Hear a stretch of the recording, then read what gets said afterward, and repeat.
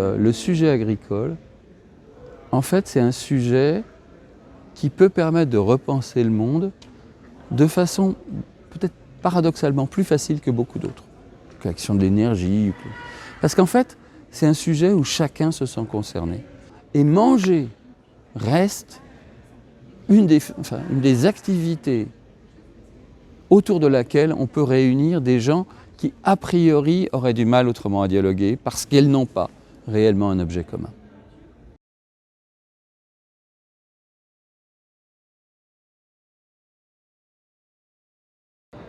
L'intention, en fait, pour moi, c'est que je trouve qu'il y a une forme de caricature, quelque part, de ce qu'est l'agriculture française, à la fois du côté des agriculteurs et du côté du public, on va dire, ou des citoyens.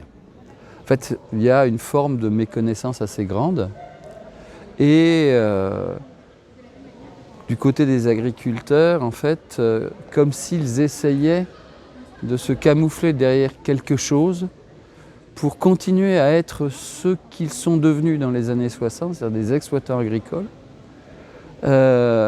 quitte à rentrer de plus en plus dans une forme presque de croyance à un modèle qu'ils savent eux-mêmes caduc.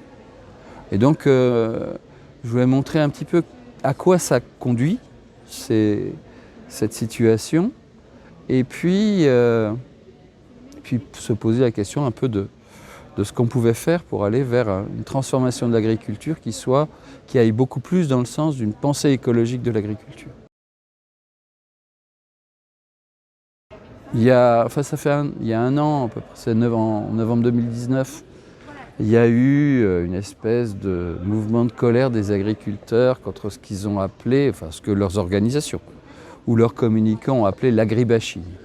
Comme quoi ils seraient maltraités, mal aimés, victimes de complots.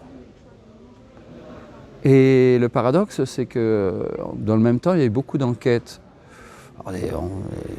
Les sondages, on leur fait dire ce qu'on veut, bien sûr, mais quand même, quand les sondages vont tous dans la même direction, on peut penser qu'ils reflètent quelque chose d'un peu réel, qui montrait qu'en fait, les Français sont assez profondément attachés à l'agriculture, qui sont quand même relativement convaincus que, entre guillemets, les agriculteurs sont de braves gens, en ce sens qu'ils considèrent que c'est un métier où les gens sont engagés, un métier où les gens font du mieux qu'ils peuvent. Et en même temps, ils se posaient quand même des questions sur la qualité de l'alimentation, avec, dans les dernières années, un certain nombre de crises qui ont mis ce sujet à l'ordre du jour, et un mouvement plus lent, plus profond, qui est le mouvement d'extrême angoisse par rapport aux questions des pesticides. Un mouvement parfaitement légitime, honnêtement. Donc il y a cette dimension-là, cette inquiétude sur l'alimentation. Aujourd'hui, les Français considèrent que la qualité des produits est moins bonne qu'il y a 40 ans. Ce qui, d'un point de vue objectif, est totalement faux, en fait. C'est-à-dire c'est ni pire ni moins bon. Mais derrière ça, il y a aussi une inquiétude par rapport à la standardisation, à l'homogénéisation des produits. Et quelque chose, effectivement, où l'alimentation devient un bien industriel et perd de plus en plus sa place de bien culturel, qui est en France particulièrement essentiel. Donc il y a ça. Et puis il y a un autre truc qui est monté en puissance, c'est la question de la relation aux animaux domestiques. Alors effectivement, à travers un certain nombre de documentaires ou de vidéos chocs sur les conditions en particulier de vie des animaux d'élevage dans les élevages industriels, et en fait qui va là aussi, je pense, toucher quelque chose de plus profond chez les gens, qui est l'évidence de la mécanique de chosification du vivant dans laquelle les sociétés industrielles se sont engagées depuis maintenant 150 ans, et plus elles sont puissantes, plus elles sont capables, plus pire c'est. Et ça, je pense que c'est aussi une inquiétude très très profonde qui dépasse très probablement la question agricole, mais dans laquelle les agriculteurs sont de fait pris au centre. Voilà. Donc à la fois un très grand attachement, une très grande confiance et une très grande inquiétude. Ça, c'est le regard des Français. Et paradoxalement, cette inquiétude ne se traduit pas du tout par de l'agressivité systématique, même s'il y a des gens qui gueulent comme des putois. Elle est plus... c'est plus une envie que les choses changent. Mais changent en bien pour tout le monde, et y compris pour les agriculteurs eux-mêmes. Le piège industriel, il a fonctionné parce que, en fait, à travers le processus de modernisation technique, les agriculteurs ont eu l'illusion qu'ils devenaient effectivement les maîtres de la nature, position recommandée par les philosophes, alors qu'en fait, ils n'en sont que, quelque part, les éléments, enfin, les agents de la destruction. Et être maître et destructeur n'est pas une position éthiquement défendable, y compris vis-à-vis de soi-même. Ça, c'est un des premiers éléments. Et pourquoi l'industrie va vers ça? C'est qu'en fait, effectivement, elle chosifie tout. Elle considère tout comme des biens et ne considère que l'excellence professionnelle ne se traduit que par l'efficacité des processus qui conduisent à ces biens. Et une efficacité que l'on ne mesure en agronomie, classiquement, qu'à travers un critère qui est le rendement. C'est-à-dire ce que ça produit une année par unité de surface, ou par vache, ou pour ce que vous voulez. Et cette pensée de l'efficacité-là s'est construite aux dépens de deux choses. La première, c'est l'état des écosystèmes cultivés ou pâturés, et qui se dégradent quand même de façon évidente désormais, et une dégradation qui risque de s'amplifier avec le changement climatique, ce qui est un point qu'on n'avait pas soupçonné encore il y a 25 ans. Et l'autre chose, c'est, je dirais, ce que j'appellerais une dégradation culturelle et morale. C'est-à-dire que beaucoup d'agriculteurs ont conscience qu'ils ne font pas bien, mais que pour bien faire dans le registre par lequel ils s'identifient officiellement, entre guillemets, ils n'ont pas d'autre choix que de mal faire. Et on sort une angoisse assez profonde. Ce qui fait que beaucoup d'agriculteurs continuent à ne pas recommander à leurs enfants d'être agriculteurs. Et pas seulement parce qu'on ne gagne pas sa vie. En plus, deuxième point, cette industrialisation de l'agriculture a fait que la plus-value a été totalement déportée du côté de la transformation et de la distribution et que de fait, beaucoup d'agriculteurs gagnent très mal leur vie. C'est un point qu'il ne faut pas négliger. Et troisième point, en fait, les techniques sont de plus en plus définies par les scientifiques, certes, classiquement, mais de plus en plus sont imposées par les normes technologiques des industries de transformation et de la distribution. Et donc, l'agriculteur exploitant maître chez lui se sent de moins en moins maître de ses choix techniques. Du coup,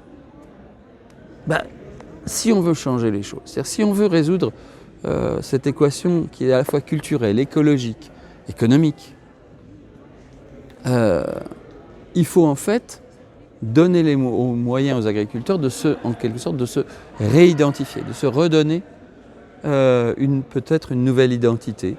Et cette nouvelle identité, je fais partie des gens qui considèrent qu'elle est à chercher du côté de cette médiation essentielle que les agriculteurs assurent entre le vivant et des humains qui sont de plus en plus urbains, à travers des produits complètement essentiels qu'on ingère et qu'on appelle des aliments.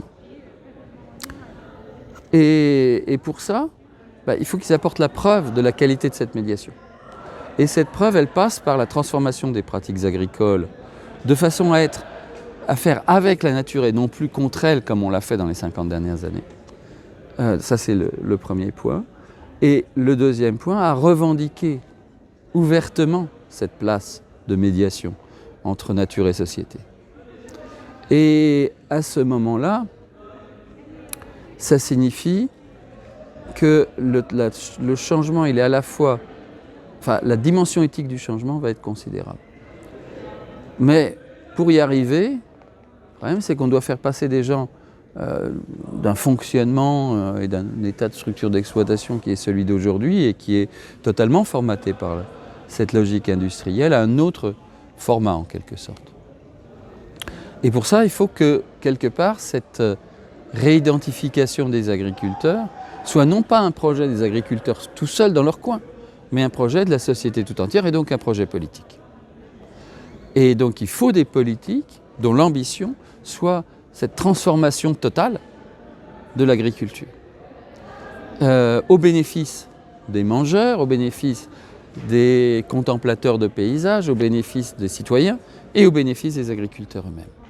Et pour ça, il faut sortir d'une politique qui cherche à maintenir la plupart des agriculteurs la tête hors de l'eau avec des aides directes pour aller vraiment vers des mécaniques d'aide à la transformation et d'aide au changement et qui permettent aux agriculteurs d'atteindre un statut où finalement ils puissent vivre non pas avec des aides aux revenus, mais avec la valeur de leurs produits et la valeur en incluant dans ces produits, y compris ce lien particulier et donc qui passe par la protection de notre environnement dont ils ont la charge. Et donc qu'ils soient à la fois payés pour être des pourvoyeurs d'aliments, mais aussi pour être des pourvoyeurs de qualité de milieu naturel, pour être les porteurs de ce lien culturel particulier qu'on doit construire et qui est pour moi fondamental si on veut parler réellement de transition écologique. Sur la PAC, on est actuellement, c'est à peu près bouclé la nouvelle PAC là, pour les 6-7 ans à venir, et on est dans l'application en France de ça. Il me semble que deux choses sont essentielles. C'est de réduire au minimum les aides directes qui ne sont que des soutiens, une bouée qu'on jette à la mer à un noyé, enfin, ou à un futur noyé, et rebasculer ces financements vers des aides qui ne soient pas des aides permanentes, mais qui permettent aux gens d'absorber économiquement le changement. Parce que le changement, ça ne se fait pas tout seul, ça a un coût, forcément. Et donc il faut absorber ces coûts. Et dans les coûts essentiels, ce sont les coûts d'apprentissage. Et ce qui signifie aussi repenser ce que sont les savoirs, ce que peuvent être les savoirs des agriculteurs. Et pour ça, sortir d'une logique descendante où on sort des laboratoires d'écophysiologie vers les champs pour redonner une place forte, justement, au savoir écologique des agriculteurs eux-mêmes. Et pour leur redonner de la force, il faut les confronter au savoir scientifique.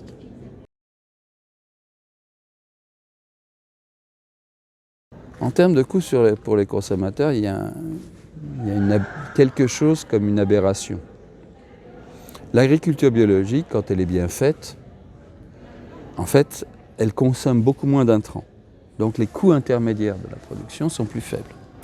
Ce qui fait qu'en fait, pour beaucoup d'agriculteurs biologiques, le prix de revient des produits qu'ils mettent en marché est sensiblement plus faible que celui des produits industriels, contrairement à ce qu'on raconte. En revanche, c'est vrai que ça demande souvent beaucoup plus de travail et donc on ne peut pas traiter les mêmes surfaces. Donc les surfaces sont généralement, pour faire bien de l'agriculture biologique, il ne faut pas chercher à s'agrandir de trop. Donc on peut vivre actuellement, quand vous prenez les données comptables de l'agriculture française, vous vous rendez compte que les gens d'agriculture biologique sont plutôt dans le haut du panier, en termes à la fois de revenus, mais surtout d'autonomie par rapport aux aides. Après, vous dites, ouais, mais alors si c'est moins cher à produire, pourquoi c'est plus cher à acheter? Et en fait, il y a un vice fondamental, c'est que l'agriculture biologique s'est imposée autour de cette idée que c'était plus cher, idée qui a été évidemment reprise par toute la grande distribution, pour qui c'est un pactole formidable. C'est-à-dire, la grande distribution fait plus de marge sur l'agriculture biologique que sur les produits standards. Donc, il faut sortir de cette illusion du coût élevé de l'agriculture biologique. Après, une autre question, c'est l'agriculture biologique ou une agriculture qui fait avec les fonctionnements des naturels, elle doit affecter une partie de son énergie et de ses investissements au renouvellement, à la production de ces fonctions qu'elle mobilise. C'est un problème de thermodynamique, enfin, c'est un problème de thermodynamique, même pas. Si vous consacrez toute votre énergie, tous vos investissements à produire, vous produisez. Si vous consacrez, et vous produisez une certaine quantité, si vous en consacrez une partie à faire autre chose que produire, c'est-à-dire vous donnez les moyens de produire durablement sur le long terme, vous allez effectivement sans doute baisser la production. Pas de façon massive. Mais l'agriculture biologique produit un peu moins. La question, c'est est-ce qu'on a besoin de produire autant que ce qu'on fait aujourd'hui? Depuis des années, il y a des études qui ont été faites sur les kilocalories produites à l'échelle planétaire par l'agriculture et ce qu'elle représente en termes de potentiel alimentaire à l'échelle de la population mondiale. Et en fait, on peut nourrir bien plus que la population de la planète aujourd'hui, y compris en incluant un fort taux de perte. Parce que ça, c'est un autre sujet, mais bon. Donc, si on peut, la génération de l'agriculture biologique pourrait produire moins. Donc avec un risque, si on est dans la même logique consommatrice qu'aujourd'hui, que ça coince. Donc on ne peut pas prétendre changer l'agriculture sans changer nos modes d'alimentation. Grosso modo, on peut dire deux choses, c'est que les riches mangent trop, les pauvres mangent mal, et en fait, on parle de pertes, mais l'essentiel des pertes alimentaires sont des pertes de non-consommation, de non-métabolisation de ce qu'on mange, en changeant un peu nos modes alimentaires, et pas beaucoup, et sans perdre le plaisir qu'il y a à bien manger, on peut tout à fait se nourrir avec des formes beaucoup plus écologiques d'agriculture, dont l'agriculture biologique n'est, je veux dire, que la forme, on va dire, institutionnalisée à travers un label.